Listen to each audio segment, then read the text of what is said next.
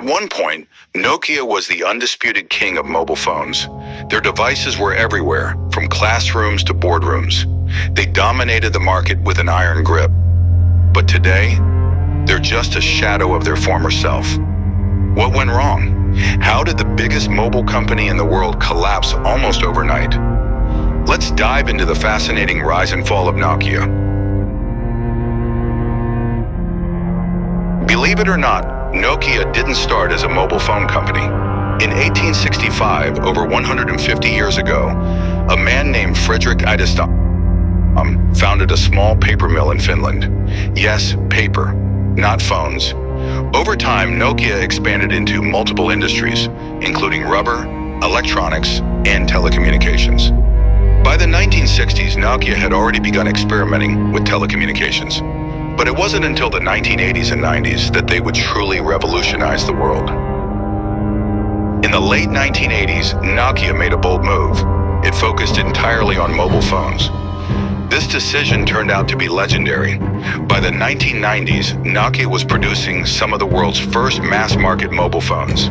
They were innovative, durable, and reliable. Who can forget the Nokia 3310, the phone that was practically indestructible? It had a battery life that could last for days. And let's not forget Snake, the game that kept millions entertained. By the early 2000s, Nokia was at its peak. It controlled over 40% of the global mobile phone market, selling more than 400 million phones per year. It was unstoppable, or so it seemed. At its height, Nokia was more valuable than Apple, Google, and Microsoft combined. Their Nokia 6600 N95 and communicator series were among the first smartphones. They introduced features like cameras, music players, and even early versions of the internet on phones. But then, 2007 happened, and one event would change everything. When Steve Jobs introduced the iPhone in 2007, it was a game changer. It had a touchscreen, an app store, and a smooth operating system. But Nokia dismissed it. They believed physical keyboards were the future, not touchscreens. They were wrong. Instead of adapting, Nokia stuck to its old ways. They continued using Symbian OS, which was slow, outdated, and difficult to develop apps for. Meanwhile, Android and iOS were rapidly improving. Developers abandoned Symbian, and customers followed. By 2011, Nokia finally realized their mistake. They abandoned Symbian and partnered with Microsoft to launch Windows phones. But there was just one problem. It was too late. Apple and Samsung had already taken over the market. The Windows Phone never stood a chance. While Apple and Samsung were innovating, Nokia's leadership was too slow to react. Internal conflicts and poor management decisions only made things worse. In just a few years, Nokia went from a global giant to a struggling company. In 2014, Nokia sold its mobile phone division to Microsoft for $7.2 billion. But even Microsoft couldn't save it. Windows phones failed, and in 2016, Microsoft shut down Nokia's phone business forever. Today, Nokia still exists, but not as a phone company.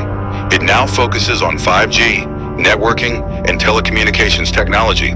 But the Nokia we once knew is gone.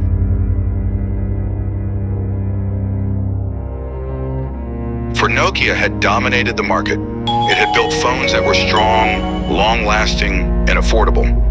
Consumers loved them. Businesses relied on them. Even governments used them for secure communication. But Nokia had one huge weakness.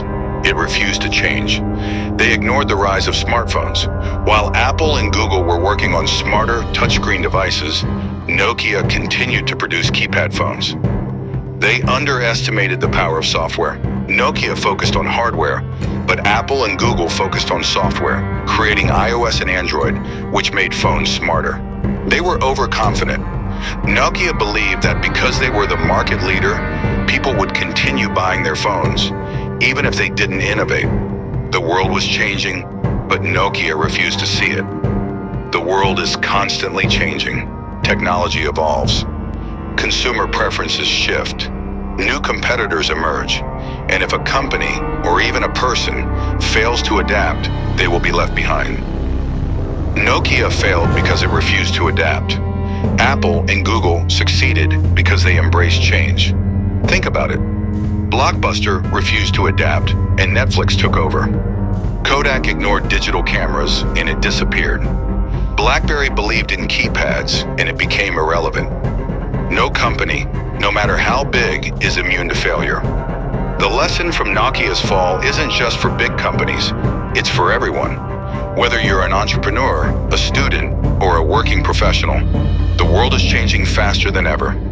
Be open to learning. Don't assume that what works today will work tomorrow. Embrace new trends. Even if something seems small at first, pay attention. It could be the future. Take risks. Nokia was afraid to step away from its old ways, but success often comes from bold moves. If you stop learning, you stop growing. What do you think? Could Nokia have survived if they had made different choices? Let me know in the comments. If you found this story valuable, don't forget to like, share, and subscribe for more lessons from history's greatest successes and failures.